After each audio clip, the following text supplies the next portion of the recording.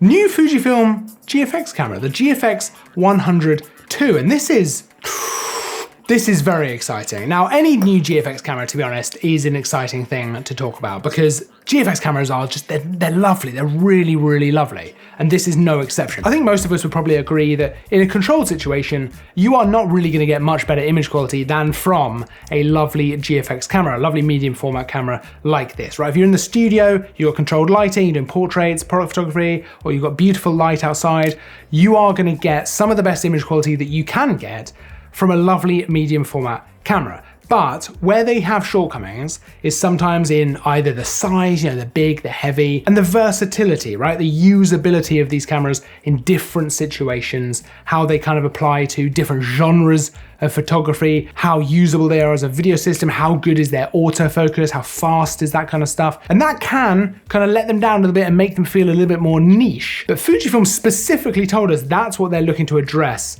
with the GFX 100 II.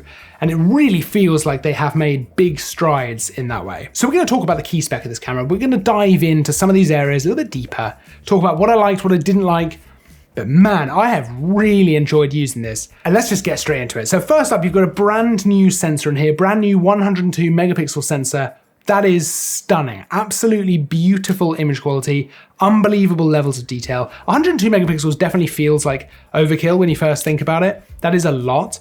But the truth is, what that really allows you to do is crop a huge amount without really having to worry about loss of detail. There's so much detail packed into these images. You really don't have to worry about that when you're out taking photos. And the images look, they look so good. They are so beautiful. And it's not just the detail either. I know it's a little bit of a cliche, but Fujifilm colors just really do look outstanding. And that's certainly the case with this camera. It's also able to go down to ISO 80 now, which is a great thing to see on a camera like this, just makes it a little bit more versatile again. And with the new X Processor 5, which we see in this camera, it feels snappier, it feels faster. Everything about it just feels more responsive. So whether you're just turning on the camera, it seems to turn on faster, actually using it, and all the way through to how fast it can actually shoot. So you can shoot up to 8 frames a second in a continuous burst mode, which that's way faster than I thought it was gonna be able to shoot. And you've got a pretty decent buffer here as well. If you shoot in JPEG,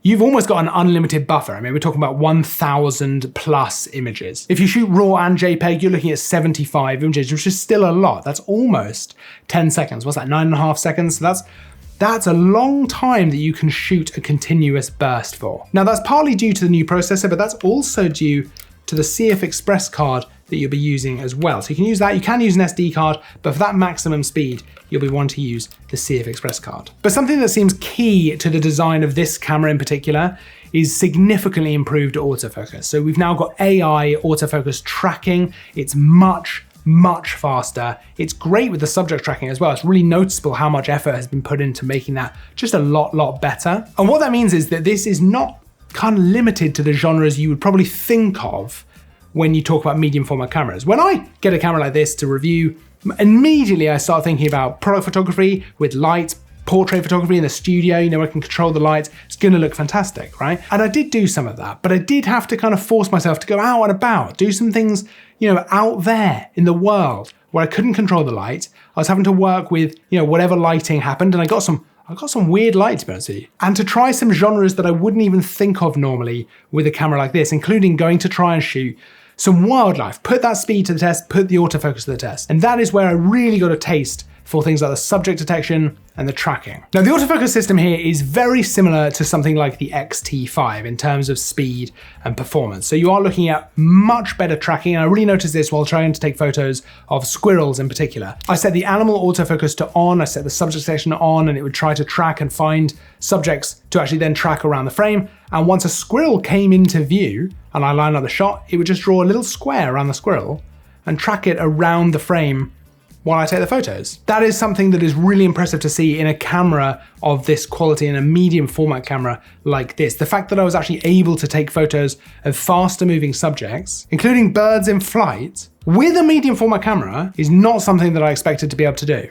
Now, did it work flawlessly all of the time? No, it didn't. There were times where it would either lose the subject for a second, but it would get it back very, very quickly. But it is a huge improvement over the GFX 100 and the GFX 100S in those kind of situations. And I think if the mission was to try and make this much more versatile and usable in those kind of situations, those kind of genres, then Fujifilm have done a great job of making that happen. And I mean, there's massive advantages as well, because shooting with such a high megapixel count meant that I'm able to then crop the photos when I get back, so I can shoot a little bit wider.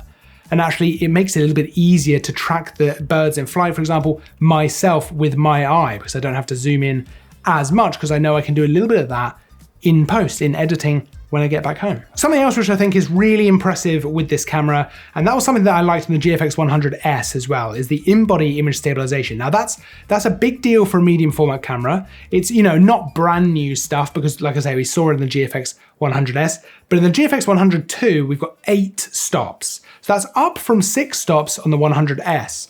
So even better than that, and it really does make a big difference. The days of needing a tripod with a medium format camera are long in the past. You can absolutely just use this handheld all the time. And I wasn't having to bump those shutter speeds up to kind of overcome any shake or anything like that at all. In fact, I was using very slow shutter speeds for a lot of my photos. Some of them a 100th of a second, even down to sort of a 60th of a second without having to worry about my hands shaking. That's something that even 5 years ago would have seemed pretty crazy on a medium format camera like this. That's where we are, right? Much, much more usable and versatile. And in that same theme of versatility, we also see much improved video specs as well. So while I absolutely think most people would want to use this as a photography first camera, that's just kind of where I see a camera like this sitting in the market. It's certainly how I would view it. There's some really good video specs and video performance available to you with this camera. And actually that's really highlighted by the fact we've got a nice switch here to switch between stills and movie. So you can shoot 4K up to 60 frames a second, that's 422, 10-bit. You can shoot 12-bit ProRes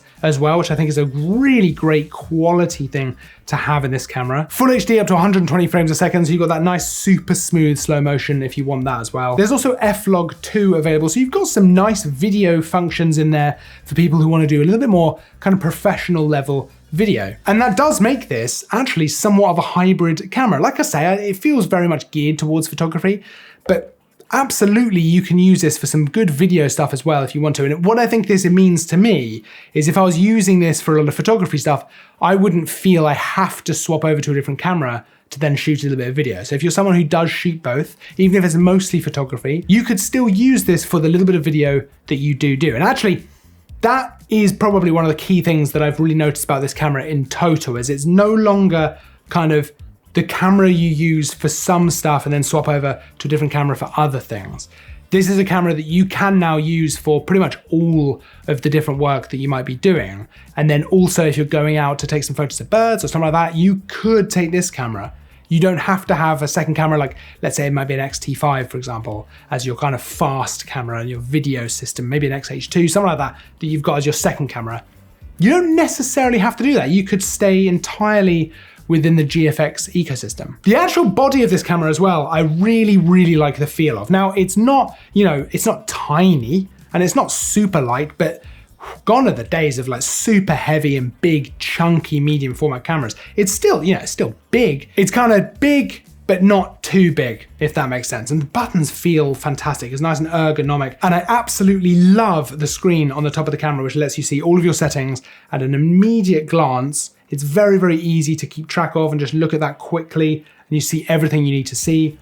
Massive fan of that. It's a nice big screen as well with lots of detailed information on it. So you've got kind of your main settings at a glance, but you've got all kinds of stuff on here. Battery, film simulation mode that you're in, white balance, subject detection, loads of different stuff going on here, which I think makes it very easy to keep track of exactly what you're doing. Otherwise, it looks very similar to GFX 100S. I think it looks quite nice as a camera, but the main thing is that it's very, very functional as a tool and it feels good in the hands. Now, in terms of connections, we've got a mic input, we've got HDMI, we've got USB-C, which perfect. That's exactly, I'm sure, what all of us want. And like I mentioned earlier, CF Express Type B cards and SD cards as well. But those are the cards you're gonna want, the CF Express Type B, for that nice high speed stuff. The battery life is also better. It's about 20% better. I assume that's probably to do with the new processor and the way that it's working. Generally, that's how companies are able to get better battery life. So I think it's fair to say this is a significant upgrade, certainly from the GFX 100. This is a really significant upgrade.